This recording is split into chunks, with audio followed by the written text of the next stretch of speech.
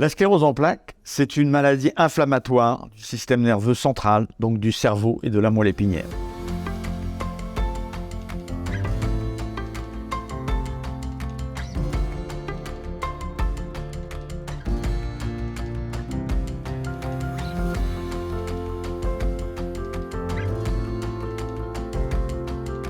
En gros, le système immunitaire va s'attaquer au système nerveux, à certains constituants de ce système nerveux, et le détruire par endroits, générant des symptômes particuliers. La structure qui est touchée dans cette maladie, c'est un constituant du système nerveux qu'on appelle la myéline. La myéline, c'est une gaine qui va entourer les fibres des neurones, donc des fils électriques qui conduisent l'influx nerveux, et qui va les protéger et permettre leur conduction beaucoup plus rapide. Ça permet la conduction rapide de l'influx nerveux.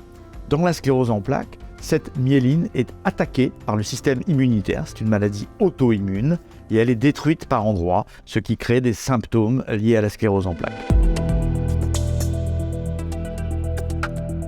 La sclérose en plaques, c'est la maladie démyélinisante du système nerveux la plus fréquente. Elle touche à peu près une personne sur 1000 dans notre pays, en France, avec à peu près 110 à 120 000 patients qui sont touchés par cette maladie. C'est une maladie qui touche des sujets assez jeunes, puisque la médiane de survenue des premiers symptômes, c'est 30 ans.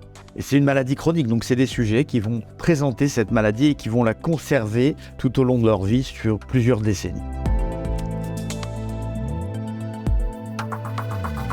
Alors, notre équipe de recherche s'intéresse à promouvoir les capacités de réparation de la structure qui est touchée dans cette maladie, qui est la myéline. Pour atteindre cet objectif, nous poursuivons en fait plusieurs axes. Le premier axe est de comprendre les mécanismes de reformation de la myéline, de réparation, et d'essayer de trouver des solutions pour promouvoir ces mécanismes de réparation. Et un deuxième axe est de mesurer chez des patients atteints de sclérose en plaques les capacités de remyélinisation des lésions et leur insuffisance, puisque en général, ces capacités de remyélinisation ne sont pas suffisantes au cours de la maladie. Et pour cela, on développe des outils d'imagerie très avancés, spécifiques, qui mesurent le contenu myélinique et l'évolution dans le temps de ce contenu de la myéline.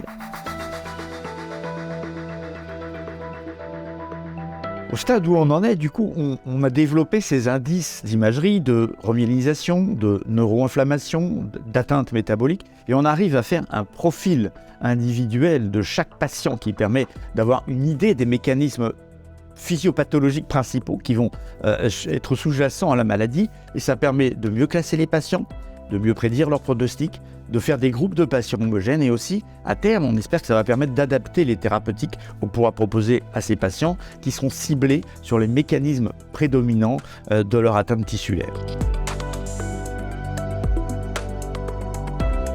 Évidemment, c'est très important de continuer à financer cette recherche.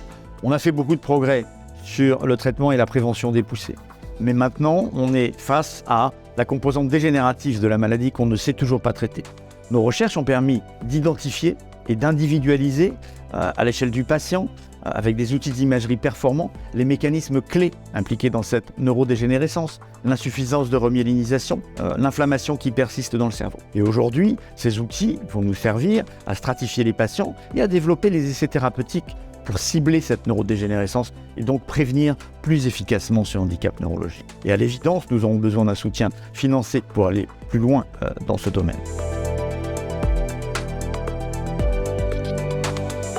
Le soutien de la Fondation pour la recherche médicale a été essentiel parce qu'il nous a permis de financer des personnes qui ont joué absolument un rôle clé dans les découvertes que nous avons faites ou que nous sommes en train de faire dans le cadre de ces recherches, notamment un ingénieur qui a développé en grande partie les outils d'imagerie à partir de la tomographie à émission de positons que nous avons développé pour la myéline et l'inflammation, et dorénavant un doctorant, le docteur Théodore Soulier, qui travaille sur l'interprétation optimisée de ces outils sur le plan physiopathologique et sur le développement d'outils issus de l'intelligence artificielle qui permettront de les appliquer de façon beaucoup plus large en clinique et dans les essais thérapeutiques.